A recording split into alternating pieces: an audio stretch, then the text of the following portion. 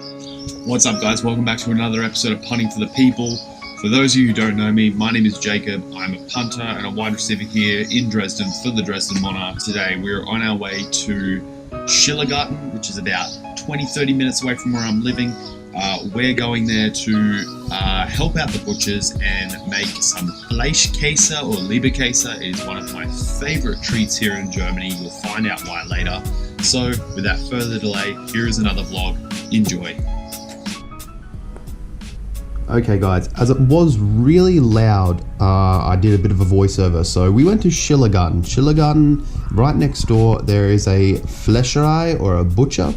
Basically they invited us in, they supply to Schillergarten and other places, but they let us come by and it's a beautiful place. I recommend going there and having lunch or dinner or just a beer by the river.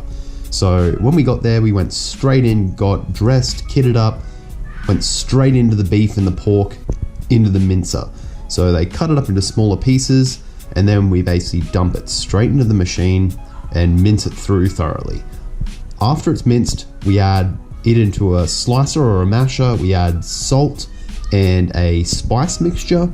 We also add a thickener or a texturizer as well. Once we've added that, we put it onto a low speed, basically to allow it to mince further. That way we can turn it into leberkase.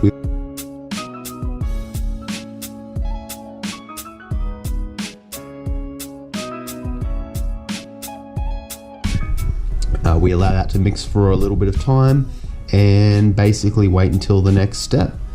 It's really interesting to see how just mixing meat over and over turns into like that of an ice cream.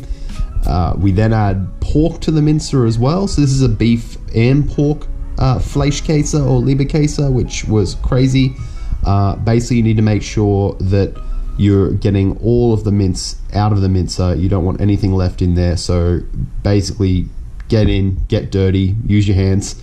As always, get every last little bit possible. This was so much fun. I can't say how much fun I had doing this. So thank you to Schillergarten for this.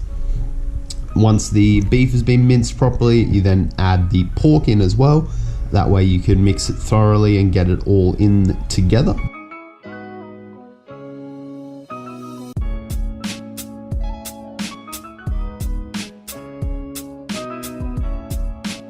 After it's mincing for a while, we then add 2 whole onions. While we were doing this, one of the other butchers was actually making sausages. So with the sausage casing machine, same process as we use, just the beef goes into the sausages instead of this giant mixture right here. More mince. This is for a second batch, so I helped them prepare the next batch as well as the one that we made. So while it's mixing, they just continually repeat the process to make more and more leberkase. This is the pork mince. You can see it's a lot lighter than the beef mince.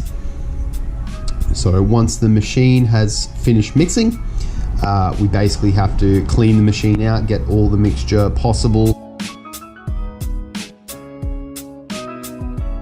Gentleman told me to do was taste it. So this is raw meat, onion and spices. I was a bit put off by it, but I did it. It just tastes like normal leberkase. The onion was a little bit more prominent because it was raw, but I didn't know whether it was messing me on or not. So now we put it into the trough. I wasn't too confident using my hands. This is something that you obviously learn by repetitiveness, but it was interesting. It was kind of like working with a pizza dough or something like that. It was probably a little bit more sticky than that of like a bread dough, but it was a lot of fun.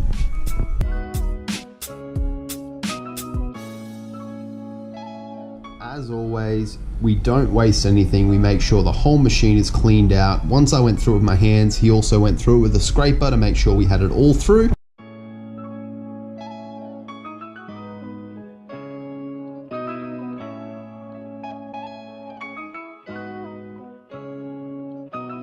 The next step is picking it up, putting it into the individual baking trays. It's amazing how they can literally just with one turn pick up the right amount and put it straight into the baking pan.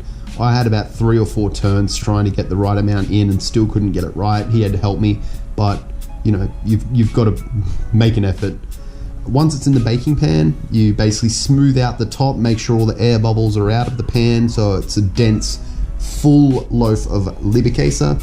Smooth over the top as mentioned, and then basically we are going to score the tops of the leberkase just like you would a loaf of bread or anything that you're putting in the oven.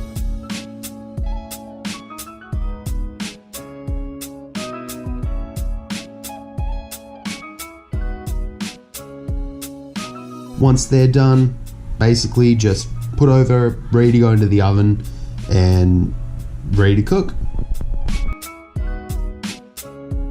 And here we have the finished product of leberkase or fleischkas.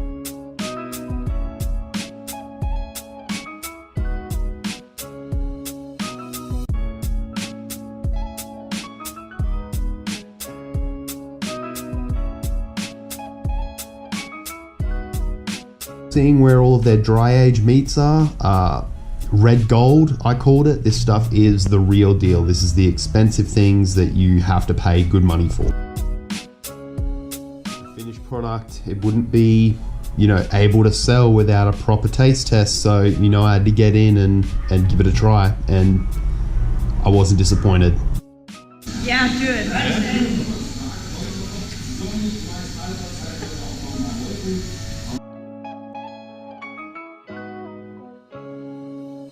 The best. Everyone thinks I'm funny, but it really is one of the best things ever.